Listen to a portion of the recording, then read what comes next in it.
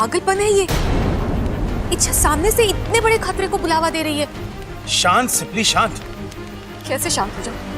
इच्छा उस शक्ति के बारे में जानती भी नहीं है, उस शक्ति का अंदाजा भी नहीं है उसे, और जानबूझकर उसे चुनौती देना मतलब। आज तक इच्छा ने कोई भी काम बिना सोचे समझे किया है क्या? नहीं। अरे भरोसा रखो उस पर। जहां हम लोगों की सोच खत्म हो जाती है वहां इच्छा का दाव शुरू होता है। सामने वाला समझ भी नहीं पाता और इच्छा अपनी चाल खेल जाती है।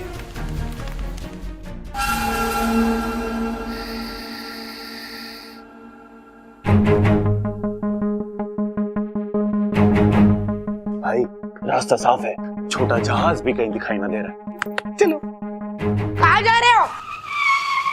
अरे टाइटैनिक, चल बीच में सर, भाई को अंदर जाना, चल। अंदर जाना मना है। अरे अपू बेटा तू देख ना राके, भाई ने हेलमेट पहन रखा है। अब ना भाभी भाई का चेहरा देख पाएंगी ना भाई भाभी का। चल हट बीच में से। अरे लेकिन पापा की आंखें तो खुली है ना। अरे बस इतनी सी बात। भाई की आंखों में पट्टी बांध देंगे हम। आंखों पे पट्टी बांध के पापा मम्मी की मेहंदी कैसे देखेंगे? हंडी? अरे अपू हंडी देखनी होती तो यहाँ क्यों आता, रसोई में जाता ना। अरे भाई घर की हंडियों में किसको इंटरेस्ट है? आपको अच्छी अच्छी हंडियां देखनी है तो मार्केट में नए नए डिजाइन की हंडियां आई हैं, चलो। अरे पापा मैं हंडी की नहीं मेहंदी की बात कर रहा हूँ। आंखों पे पट्टी बांध के आप मम्मी की मेहंदी कैसे देखेंगे? जवाब दे भाई। ये बात तो मैंने सोची ना। ओ भाई आप एक काम करो, आप भाभी के कमरे में ना गर्दन झुका के चले जाओ। भाभी की मेहंदी देखकर वापस चले आना। चने खाना? अरे चने खाने का समय ना है अभी तो मुझे सिर्फ ममता की मेहंदी देखनी है। अरे चने खाने को ना कह रहा हूं मैं कह रहा हूं वापस चले आना। चलो अभी अंदर। नहीं, मैंने कहा ना नहीं मतलब नहीं। दादी ने पापा को मम्मी के बचाने से मना किया ना। अरे टाइटैनिक तू समझ ना रहा है, दादी ने कहा है चेहरा देखने से पति पत्नी के बीच में दीवार खड़ी हो जाती है, हाथ देखने से कुछ ना होवे। चलो भाई। और अगर हो गया तो?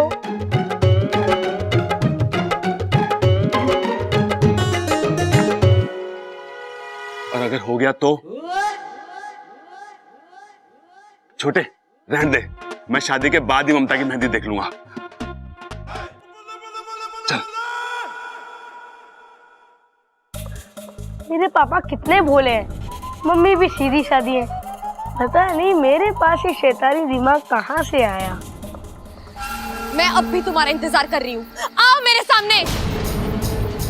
नहीं, तुम नहीं आओगे क्योंकि तुम कायर हो। तुम सिर्फ पीठ पीछे वार करना जानते हो। मेरे सामने आके वार करने की या मेरे वार को झेलने की हिम्मत नहीं है तुम में।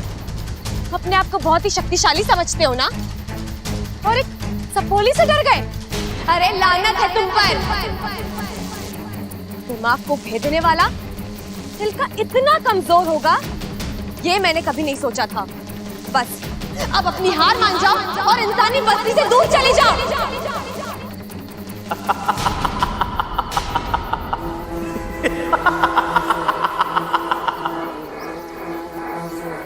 जो हार जाए वो बुद्धिराज नहीं। कौन हो तुम और क्या चाहते हो मुझसे? तुम्हारा विनाश।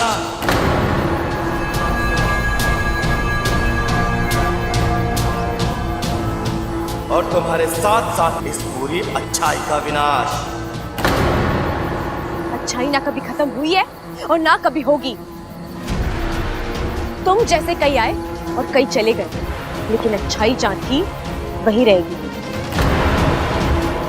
उसी के दम पर ये दुनिया कायम है और इतिहास गवाह है कि जब जब किसी बुद्धिराज ने पृथ्वी पर जन्म लिया है, उसे खत्म करने के लिए एक इच्छा पैदा हुई है। लेकिन आज इतिहास बदलेगा, आज बुराई जीतेगी, आज बुद्धिराज जीतेगा। मैं नहीं जानती तुम्हारी मुझसे क्या दुश्मनी है, लेकिन जो जो अच्छाई का दुश्मन है वो इंसानियत का दुश्मन है, और वो मेरा भी दुश्मन है। आओ तो फिर देखते हैं किसमें कितनी ताकत है। अपनी जितनी शक्ति आजमानी आजमा लो। मैं यहाँ तुम्हारे सामने कवच की तरह खड़ी रहूंगी और तुम मुझे भेद कर नहीं जा सकते।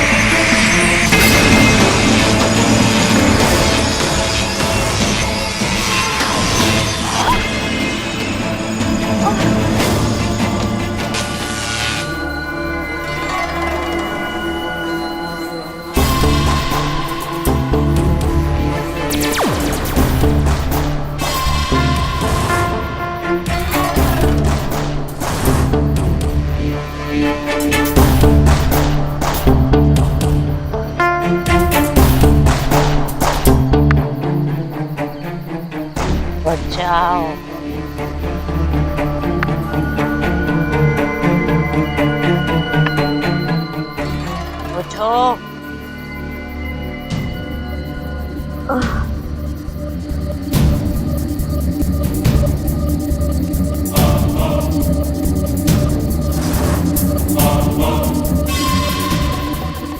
शक्ल तो कुछ जानी पहचानी सी लग रही है। कहाँ देखा है मैंने इसे?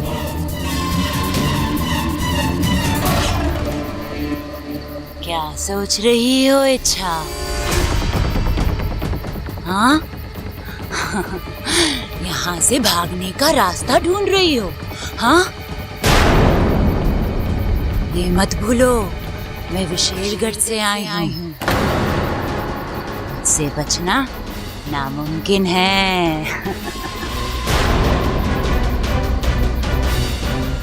मुझे छेड़कर तुमने बहुत बड़ी गलती की है। अब इसका अंजाम तो तुम्हें भुगतना ही होगा। मैंने किसी को नहीं छेड़ा है।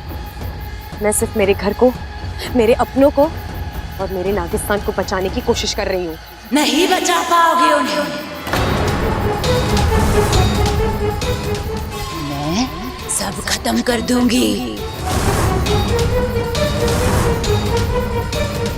मेरी ताकत तो तुम देख ही चुकी हो। एक ही बार में तुम्हें धूल चटाती। अरे तुम्हारी तो कोई औकात ही नहीं है मेरे सामने। तुम क्यों कर रही हो ये सब? नागिस्तान ने क्या बिगाड़ा है तुम्हारा? नागिस्तान, नफरत है मुझे नागिस्तान से, वहां के नागों से। नागिस्तान के नाग प्रजाति पर कलंक है। एक और, हम पूरी दुनिया पर दहशत फैलाना चाहते हैं, राज करना चाहते हैं, और तुम? दुनिया को दहशत से नहीं, प्यार से जीता जाता है। बंद करो अपने ये बकवास। अगर मैं चाहूं तो तुम दोनों को अभी इसी वक्त नागोमी देव के पास पहुंचा सकती हूँ, लेकिन मैं ऐसा करूंगी नहीं इच्छा। सबसे पहले मैं उन्हें मारूंगी जिन्हें तुम इतनी जान से ज्यादा प्यार करती हो।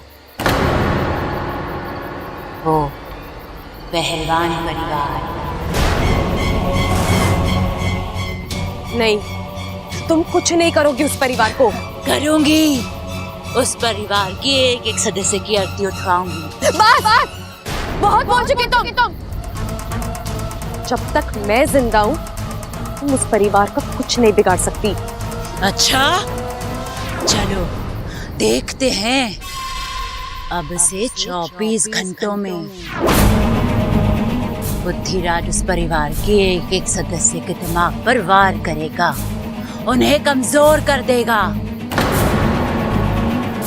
पागल कर देगा उन सबको, और फिर मैं उन्हें खत्म कर दूंगी।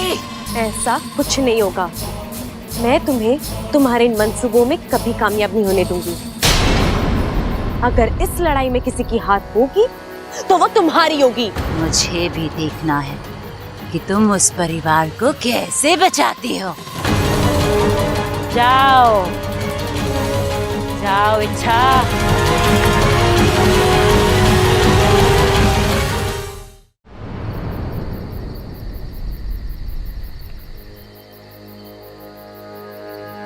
उफ, जिसका डर था वही हुआ। विशालगढ़ की शक्तियों के सामने इच्छा की शक्ति कम पड़ती जा रही है।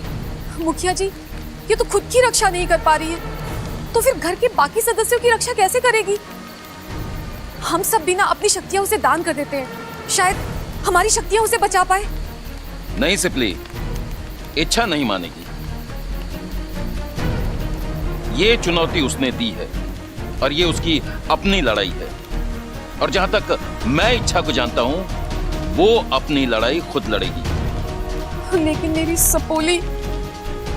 नागोमी देव पर विश्वास रखो, वही उसे इस लड़ाई को लड़ने का हौसला और बल देंगे। ए शमशान घाट के वासियों, आओ, मैं विशेषगढ़ की राजकुमारी, मुझे तुम्हारी सहायता की जरूरत है। आओ।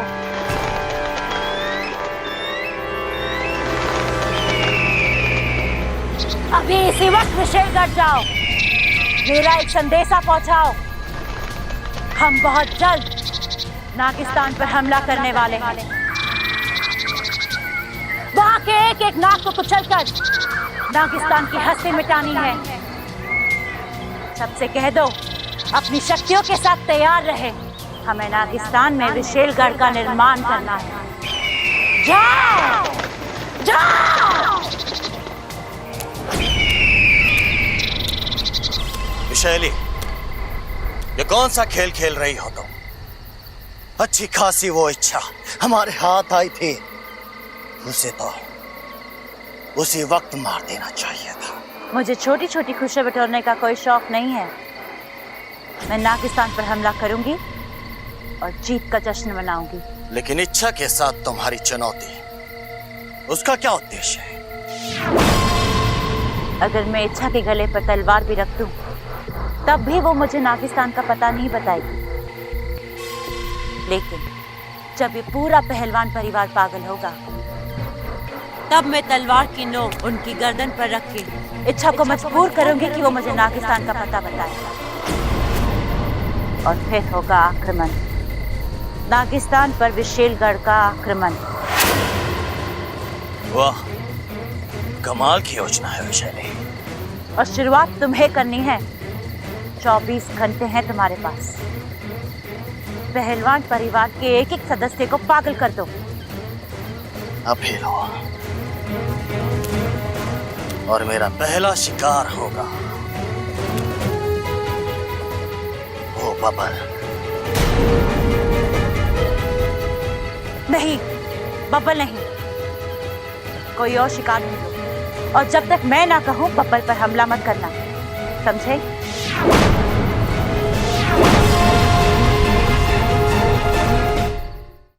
भाई मैंने 200 की लड़ी मंगाई थी, घी के कनस्तर बनाए थे, वो कहाँ हैं? शादी के बाद भेजेगा क्या? अब भेज, जल्दी भेज। हो प्रबल साहब अपनी शादी की तैयारी खुद ही कर रहे हैं। अच्छा है भाई, दाद देनी पड़ेगी तेरी हिम्मत की। क्या नसीब वाला है तू, लोग एक शादी नहीं झेल पाते और तू दो कर रहा। पिताजी शादी दूसरी है, पर बीवी तो पहली वाली है ना। अरे बेटे, ऐसे हालातों में तो और मुश्किल हो जावे है। मैं तो अपनी पहली शादी को बुरा सपना समझकर भूलने की कोशिश कर रहा हूँ। क्या है? क्या? हाय हाय, आज कह रहे हो पहली शादी को भूलने की कोशिश कर रहा हूँ, कल को कहोगे मुझे भूलने की कोशिश कर रहा हूँ, परसों कहोगे खुद को भूलने की कोशिश कर रहा हूँ, और तरसों बोलोगे हम आपके हैं कौन, बताओ।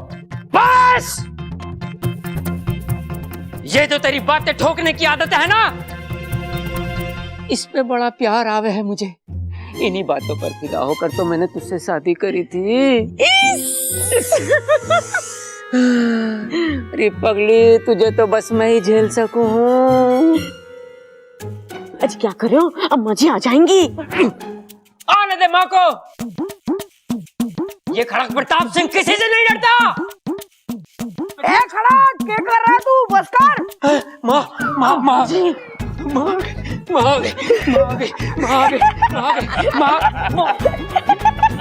चुप रहो। तुम लोग हंस क्यों रहे हो? अरे दादाजी, वो दादी नहीं, मैं था। अपने दादा के साथ मजाक करता है? अरे नाना पिताजी, अप्पू तो सिर्फ मजाक कर रहा था। मैं समझा कुछ और कर रहा था। तू एक बार फिर से बता, तेरी दादी कैसे करती है? ए छोरा, क्या कर रहा है तू? बस कर।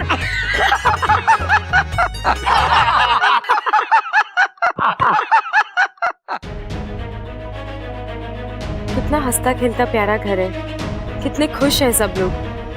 और वो विशेलगढ़ वाली नागिनी से नहीं, मैं इस घर पर कभी कोई आंच नहीं आने दूंगी, कभी नहीं।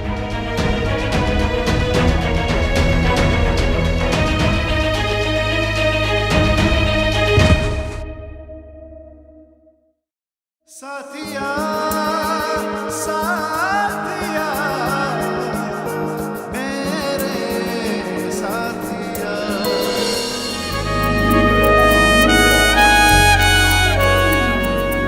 तुम्हें जो बार बार मुझसे टकराती हो, ये अनजाने में होता है कि तुम जानबूझकर मुझे लाइन माइन मारती हो? हाँ, यही सवाल मैं भी आपसे पूछ सकती हूँ बब्बल जी। तो पूछो ना, मेरा जवाब तैयार है।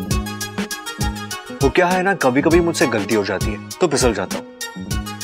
अब तुम अमृता तो हो नहीं कि जानबूझकर तुम्हारी बाहों में आऊंगा। अमृता की बाहों में जो सुकून है ना, वो तुम्हारी बाहों में गा। बब्बल जी, मेरा मूड वैसे ही बहुत खराब है, आप मुझसे उलझेंगे ना तो मैं तो क्या कर लोगी?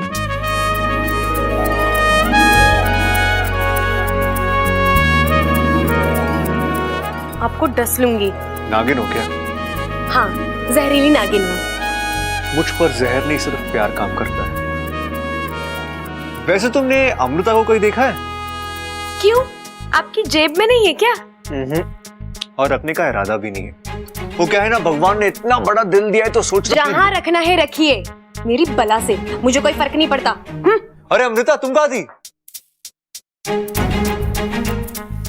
तुमने तो कहा तुम्हें कोई फर्क नहीं पड़ता, झूठी।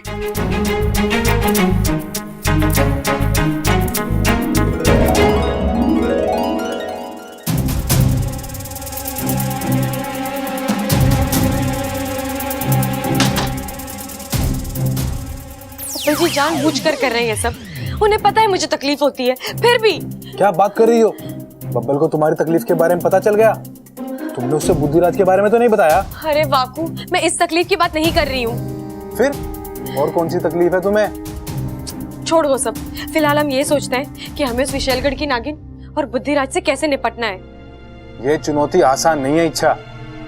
मैं जानती हूँ, हम जिससे लड़ रहे हैं वो एक भंवरा है, एक ऐसी शक्ति जिसकी किसी भी चाल का हमें कोई अंदाजा नहीं है। सालों पहले मुखिया जी ने मुझे एक धूमकेतु की कहानी सुनाई थी, जो कभी भी कहीं से भी प्रकट हो सकता है। ये बुद्धिराज भी उसी धूमकेतु की तरह जो अचानक भन्नाता हुआ आएगा और किसी के भी दिमाग को भेद देगा। कैसे रोकोगी इसे तुम? मैं शक्ति को रोक पाऊं या ना पाऊं, लेकिन इस घर के लोगों को खतरे से आगाह तो कर सकती हूँ ना। और मैं ये सोच रही हूँ कि मैं इनको बोलूंगी क्या।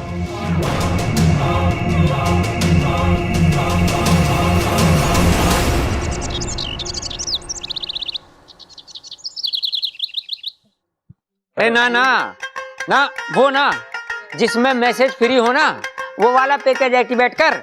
हाँ हाँ, और आज के आज कर, समझा? हाँ हाँ। अरे नाश्ता ठंडा हो रहा है। अरे माँ, मैं सोच रहा था कि सबको फोन पे ही नहीं होता दे देते हैं। सही कह रहा है तू, कार्ड छपाने का समय कहाँ है हमारे पास, शादी जो सर पर खड़ी है। हाँ। अच्छा सुनिए सुनिए, मुझे आप सबसे एक बहुत जरूरी बात करनी है। क्या बात है छोरी, तू तो बड़ी टेंशन में लग रही। टेंशन वाली तो बात है अंकल जी, मैंने अभी अभी टीवी पे देखा है, हमारे गांव में एक जहरीला भंवरा दिखा है,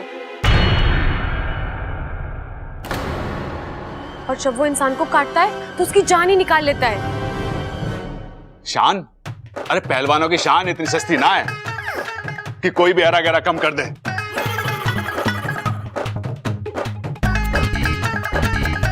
प्रबल भैया, मैं शान की नहीं, जान की बात कर रही हूँ।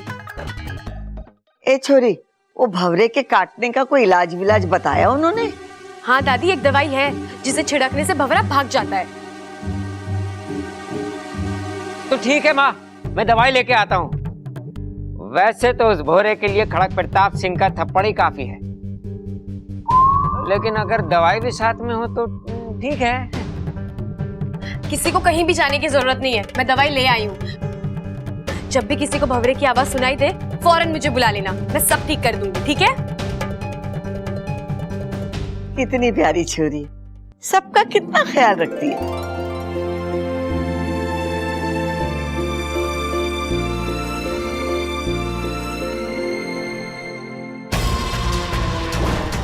कोशिश तो तुम्हारी अच्छी है अच्छा, लेकिन इसका कोई फायदा नहीं होगा। अब बुद्धिराज के कहर को तुम नहीं रोक पाओगे।